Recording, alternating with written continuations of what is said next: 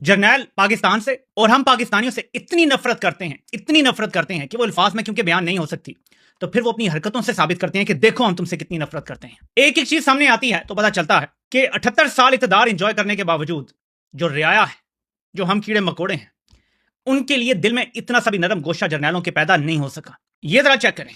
ये अब जी गिलगित बल्तिस्तान में मिल के हुकूमत बनाने पर इत्तफाक अलीम खान और बिलावल जरदारी इकट्ठे खड़े हैं। अलीम खान को गिलगित बल्तिस्तान में इसकी पार्टी को सीटें कैसे मिली हैं, यह सब जानते हैं कि कैसे आजाद उम्मीदवारों को उधर डाल के और इस्तेहकाम दिला दिया गया है। और अब खबरें अपने चंपू चमारों के जरिए चलवाई जा रही हैं गैर महसूस तरीके से कि जो अगला निजाम आना है ना, उसमें ऐसे ही होगा कि अगर हमने फॉर्म 47 ही बनाना है तो फिर हम इधर से बंदा एक उठाएंगे, एक इधर से उठाएंगे, एक उधर से लाएंगे, एक उधर से लाएंगे, उधर से लाएंगे और आवाम को कहेंगे देखो हम नए चेहरे ले आए हैं, तुम जो तब्दीली चाहते थे वो हम ले आए हैं। तो भूल जाओ इमरान खान को। ये हर रोज नफरत का इजहार करते हैं। ये जरा देखें, ये मनाजिर हैं जो फौज आपको दिखाना चाहती है। और सलाम है पीटीआई के उन लोगों पर जो आप भी फजलुर रहमान पे तकिया किए बैठे हैं कि एक दिन ये आपके साथ खड़ा होगा। इसके बारे में शहबाज शरीफ क्या कह रहा है कि ये बंद कमरों में कैसी बातें करता है। राजो न्याज की बातें हैं, जरा सुने क्या हो रहा है। इनके यहाँ अक्सर इनकी कदम बोसी के लिए जाता हूँ तो तखलिए में बातें जो मेरी और मौलाना साहब से हुई हैं वो क़यामत तक वो कब्र में मेरे साथ जाएंगे, मैं कभी बात नहीं। जनाब स्पीकर, प्राइम मिनिस्टर साहब ने जिस मोहब्बत का इजहार किया है मैं इस मोहब्बत को वेलकम कहता हूँ और उन्होंने मुझसे अगर कोई तन्हाई में वैसी बात की है मैं उनको इजाज़त देता हूँ ऐवान के सामने खुल कर जी।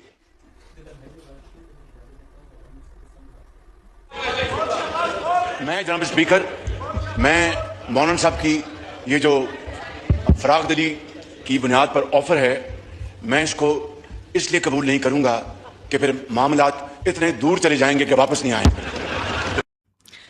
कहता है बंद कमरों में जो फजलुर रहमान ने बात की है ना वो कब्र तक मेरे साथ जाएगी। आगे से फजलुर रहमान कहता है कि हाँ जी बोल दो, बता दो, आपको इजाजत है मेरी। कहता है नहीं, मैंने बता दिया तो बात बड़े दूर तक जाएगी और यहां पे मुद्दा खत्म हो जाता है।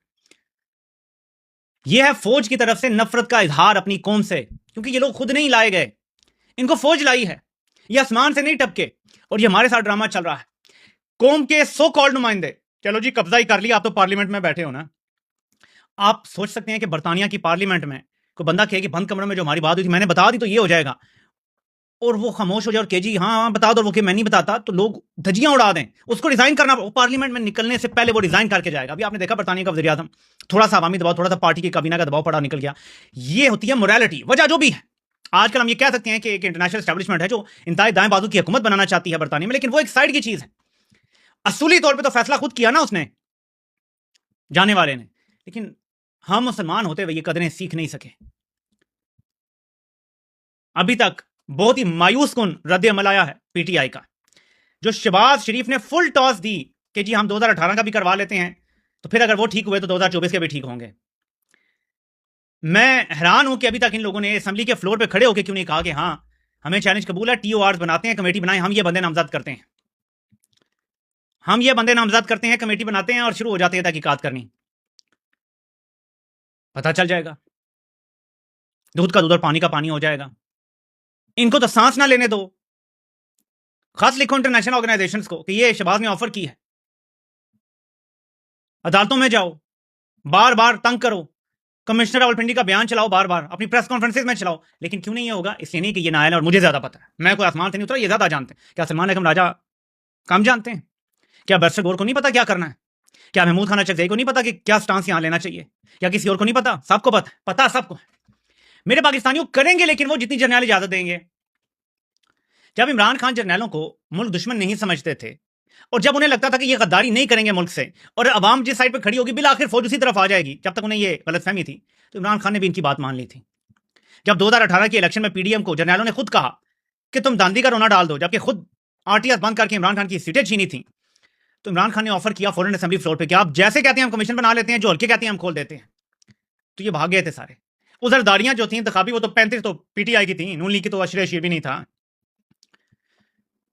उस टाइम इमरान खान बाजवे की बात सुन के खामोश हो गए कि यार क्या हम इसमें पढ़ना है, मुल्क संभालना है, मीशत जा रही। अच्छी ऐसे तरीके से बात करते हैं ना, कोई मुबे वतन बंदा वैसे ही बह जाता है। हम जैसे लोग जो पाकिस्तान के लिए, मैं ये कहूंगा सक्कर्स हैं, हम जैसे लोग जो है ना वो पाकिस्तान और हुबुल वतनी के चक्कर में मारे जाते हैं। इमरान खान भला को मुबे वतन शख्स है, और जब आप ये कहते हैं ना कि देखें जी ये तो नून लीग दिवालिया पे छोड़ गई है पाकिस्तान, अगर हम इन चक्रों में पड़ जाएंगे तो मुल्क को कौन बचाएगा, अदम इस्तेहकाम आएगा, मीशत और खराब हो जाएगी, ज़र मुबादला की जरूरत है, एक्सपोर्ट्स की जरूरत है, IMF के प्रोग्राम की जरूरत है, पैसा खत्म हुआ पड़ा है, हमारा करंट अकाउंट डेफिसिट जो है वो 13 से 17 अरब डॉलर के दरमियान, और नून लीग आखिरी साल तो 19 अरब डॉलर छोड़ गई थी।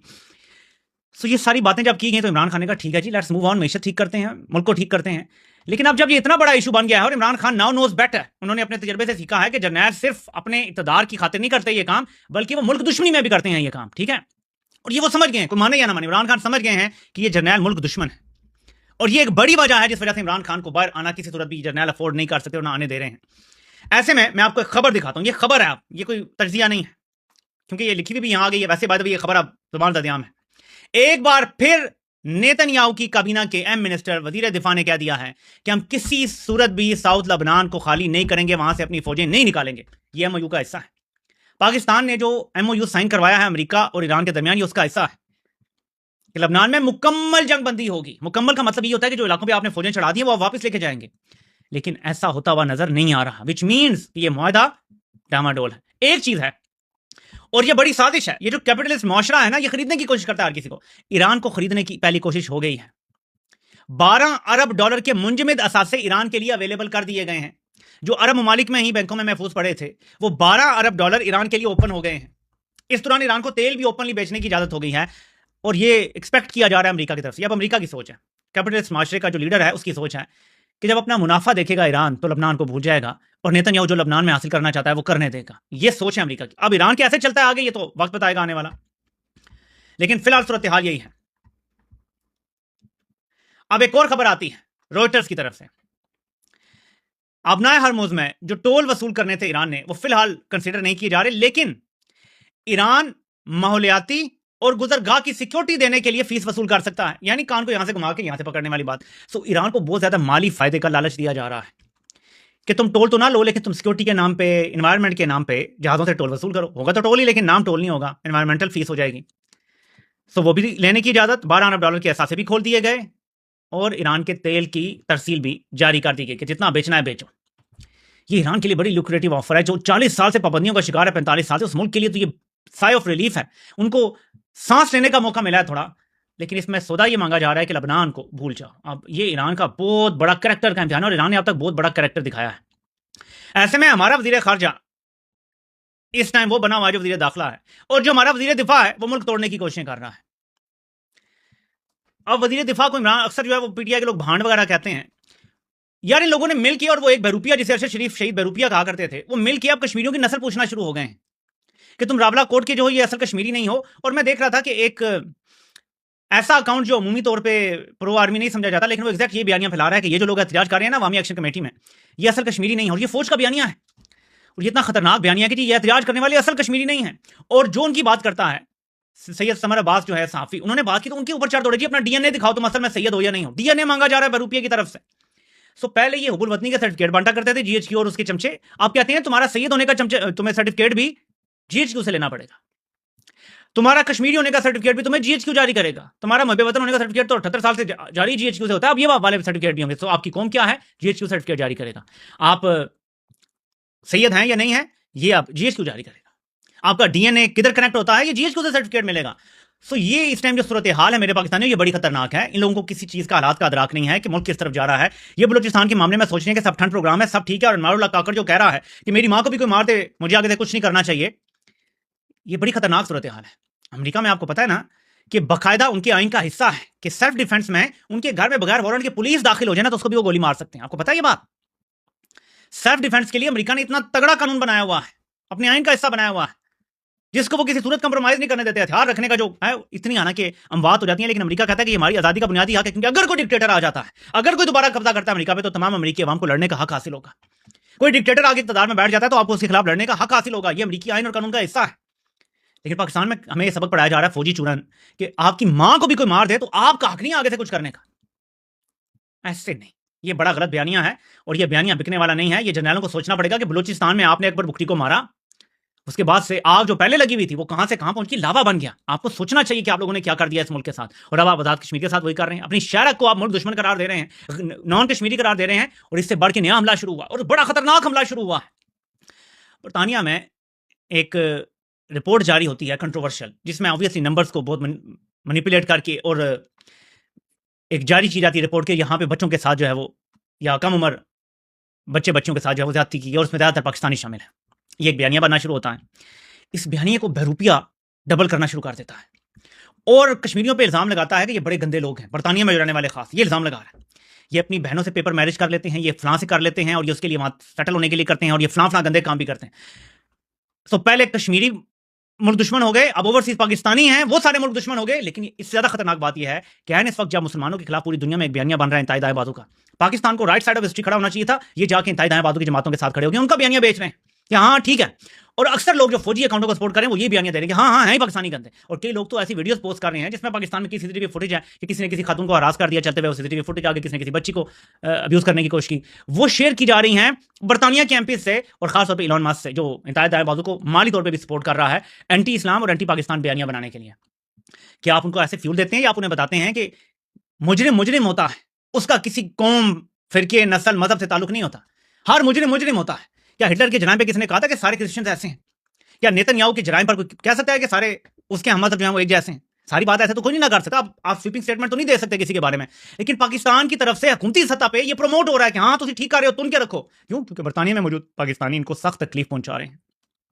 बार बार एम्बेसी के बाहर एहतजाज होता है, इनको तकलीफ पहुंचती है। फिर इनको ये भी तब है कि एवन फील्ड अपार्टमेंट के बाहर पाकिस्तानी पहुंच जाते, तो ये उसका बदला इतने गलीज तरीके से ले रहे हैं कि इंतहाई दाएं बाजू की जमातों का बयानिया प्रमोट किया जा रहा है, और वो भी पाकिस्तान से बैठे हुए प्लेटफॉर्म से। ये कितनी गंदी और खतरनाक सूरत हाल है। बहरहाल जो ओवरसीज पाकिस्तानी है पूरी दुनिया में, मैं आपको ये वार्न कर रहा हूं पिछले एक साल से कि इंतहाई दाएं बाजू की लहर आ रही है, और पाकिस्तानियों का खास तौर पर नातका पूरी दुनिया में बंद होने जा रहा है। आप में से जो लोग तो परमानेंट हैं, कोई ऐसा जुर्म ना कीजिएगा कि आपकी नेशनलिटी स्ट्रिप करके आपको वापस पाकिस्तान भेज दें। जो परमानेंट नहीं है वो तो बिल्कुल अपना सर नीचे करके काम करें, जराइम की दुनिया को छोड़ दें। Now is the best time, बल्कि यस्टरडे बेहतरीन वक्त था छोड़ने का।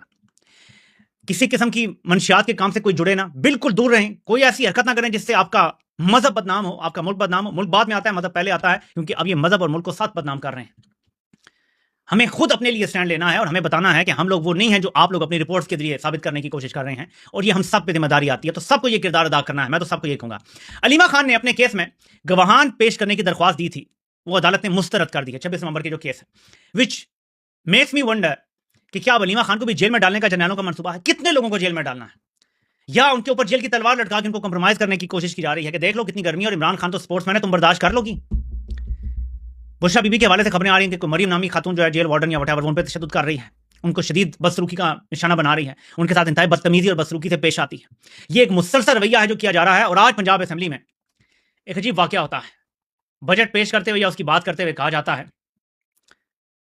कि पीटीआई के दोस्त हमसे कहते हैं कि हमारा दोहराया तो हम तुम्हें छोड़ेंगे नहीं और ये करेंगे, तो सब हंस पड़ते हैं नून लीग के लोग, स्पीकर सब ज्यादा हंस पड़ता है। और मुझे इस हंसी में एक ही चीज सुनाई देती है कि पीटीआई कभी वापस नहीं आने वाली। इमरान खान इज फिनिश, जर्नैलों ने इन्हें बता दिया है कि तुम उनके रखो पीटीआई को, फिक्र ना करो, ये कभी वापस नहीं आने वाले। हम जब तक जिंदा हैं, जब तक फौज इक़्तिदार में है, कभी पीटीआई इक़्तिदार में नहीं आएगी, जिसकी वजह से ये सारे मामला चल रहे हैं। एनीवे, सो अब देखना ये है कि इन सारे हालात और मामलात में क्या सोई हुई पीटीआई की लीडरशिप करनैलों से आज़ादी ले पाती है और कोई बयानियां बना पाती है। खासतौर पर धांधली की जो फ्री हिट मिली है इनको, जो फुल टॉस मिली है। अच्छा, आपको फ्री हिट पे फुल टॉस मिल जाए और वो भी बिल्कुल आपके बल्ले के ऊपर, और फिर भी अगर आप बॉल ग्राउंड से बाहर ना फेंके, तो फिर इसका मतलब है कि आप में आयोडीन की कमी है, आपकी टांगों में जान नहीं है कि आप छक्का मार सके। ये पीटीआई की बाहर मौजूद लीडरशिप को सोचना है कि इनकी टांगों में जान है या नहीं है। सारी कौम आपकी तरफ देख रही है कि इमरान खान के मामले में आप लोगों ने किस तरह हर चीज़ को नॉर्मलाइज कर दिया, यहाँ तक कि बुशरा बीबी पे भी तशद्दुद को नॉर्मलाइज कर दिया गया है। और बाकी सारे कैदी तो हैं ही हैं कैदी। तो बात यह है कि सबको खड़ा होना पड़ेगा बिलाखिर, वरना शुरू पीटीआई से हुआ था, फिर आज़ाद कश्मीर में लोगों की शामत आई, फिर मीडिया के लोगों की शामत आई, और आप देख लें कि कोई तबका महफूज नहीं है। जहां भी कोई थोड़ा सा आउट ऑफ लाइन होगा उसको रगड़ दिया जाएगा, तुन दिया जाएगा। ये पाकिस्तान क्या आपको कबूल है? कम से कम मुझे तो कबूल नहीं है। आपसे इंशाल्लाह पाकिस्तान टाइम रात को 11 बजे फिर मुलाकात होती है। अल्लाह पाक सबका हामी नासिर हो। और सबके सुनने का बहुत बहुत शुक्रिया।